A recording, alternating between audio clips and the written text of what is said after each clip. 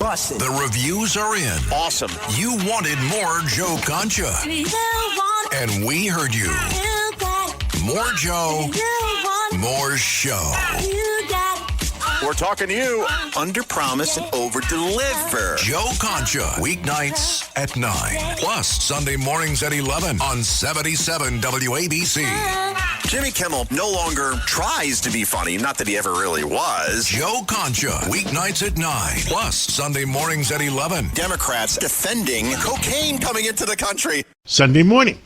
With us today is KT McFarland, and she is the former Deputy National Security Advisor under Michael Flynn. And KT, there's so many things happening with Davos this week and other foreign policy. It looks like President Trump looks like a real hero. And finally, maybe the Europeans respect him. Can you give us an update of what's going on? This has been a huge week in President Trump's very distinguished presidency. It's not just the Gaza peace plan that's now moving into stage 2, something that everyone thought would never happen, peace between the Israelis and the Palestinians. It's not just the Board of Peace, which looks like it could be a problem-solving group going forward for a lot of issues in the future. It's not just the deal that he's getting with Greenland, but it's the potential for building a Golden Dome. Now, what's that?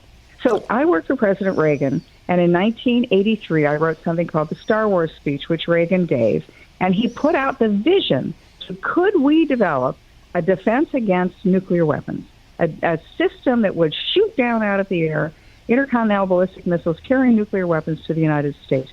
We have no defense against nuclear weapons then. We have no defense against nuclear weapons now. We didn't have the technology then, but we may potentially have that technology now. We know the Israelis have taken our technology and made the Iron Dome, which we see with great effect. It's been very successful in shooting down the proxy missiles from Hezbollah and Hamas.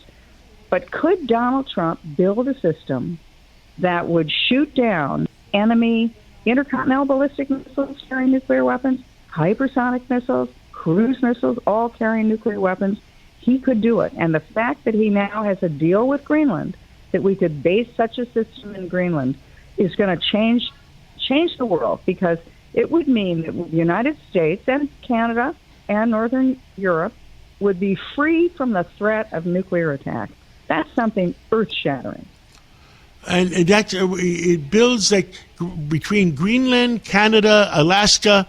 It builds like a whole section of protecting Europe, or protecting the United States and Canada, protecting the part of the Pacific. And I mean, that's a home run deal. That's a home run for decades. I mean, that's a home run for the rest of our century. And what it does is, the reason it's so complicated is it would be space-based. So there would be interceptors in space, missiles that would shoot down missiles from space. They would also be based in the land. We would have surveillance and intelligence, which would see where these missiles are going. So when a missile launches from, let's say, Russia, and we see it just as it's just leaving the Russian territory to go up into the atmosphere, we could see that. And it will go over the Arctic. It's the shortest route. It would go over the Arctic, and we could shoot that down before it became a problem, before it re-entered the atmosphere. And when you think of any kind of nuclear war that could happen, now we don't think about nuclear war anymore because it just seems like such a crazy concept. We haven't worried about it for decades. But it's still there. The threat is still there. And if we could take the land in Greenland and Canada and Alaska, and we could build this system that would defend us against nuclear attack over the Arctic, would be a complete game changer. It would effectively make nuclear weapons obsolete. Because if we could shoot them down, why build them in the first place? Well, that sounds like a great deal. Well, what else is going on? I mean, any updates on what's going on with Iran or Gaza? With Gaza, again, no one thought that there would be peace between the Israelis and the Palestinians. And President Trump has pulled it off. And he's done it with the Gaza peace plan, 20-point peace plan. Everybody in the world signed up. The reason that's significant is it separates the Palestinians from Hamas. And the Palestinians want to rebuild their country. Hamas wants to destroy their country and have perpetual war with Israel. Hamas has now been sidelined. And that's the Board of Peace that's doing that. The other thing that's important is that in Venezuela, so President Maduro is gone. He's coming to the United States to face justice. He's killed Americans.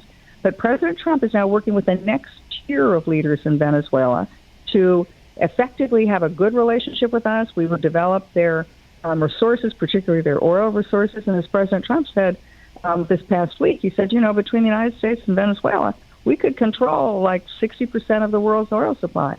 And if you look at the future, what's the future going to be? It's all going to be about artificial intelligence and the need, and we have to have a lot of energy to do that. Well, who has artificial intelligence? We do, the Chinese do. Who has energy? We do. And the Middle East does, and Venezuela does. Who has both artificial intelligence capabilities and energy? We do. Wow. That's pretty good. Now, that's the Gaza. Iran. I spoke to General Petraeus last week. I spoke to former Secretary of State Pompeo. Are we slowly moving in additional ships close to Iran? Yeah, we're doing that because we want options.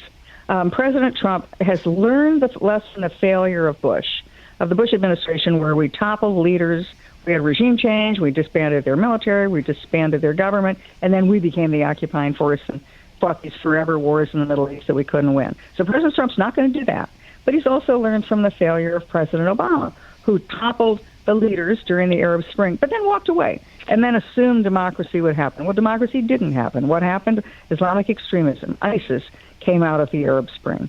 So I think President Trump is looking at, okay, we could take military options. We could decapitate a leadership. But then what happens next? Who runs that country? We don't want to make sure that the lights are working and that the highways are working and the water filtration systems are turned on and collect the taxes. No, we want to make sure that there's somebody to work with in that country.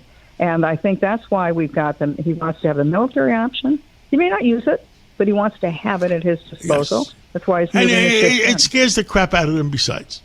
Oh, for sure. Yes. Last year, we only got about a minute left. The last one, Ukraine and Russia. Is there ever going to be a solution?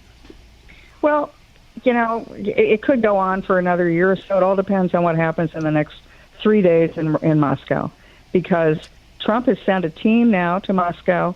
They're going to negotiate with Putin. As Trump said, there have been times when Ukraine wanted to settle, and that Russia didn't, and then times when Russia did, and Ukraine didn't. So Ukraine is now on board. They want to settle. Will Vladimir Putin want to settle? Only time will tell. Thank you so much for the update, KT McFarland, and hopefully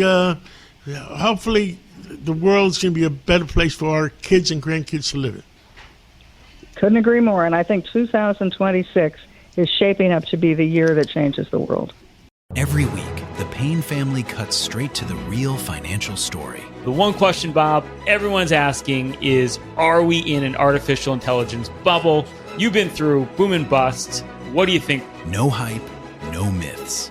Just what actually matters to your money. Does feel very similar to what we experienced in the 90s. Where are we, though? Are we in 1995, 1997, 1999? Listen to the Pain Points of Wealth on the Red Apple Podcast Network.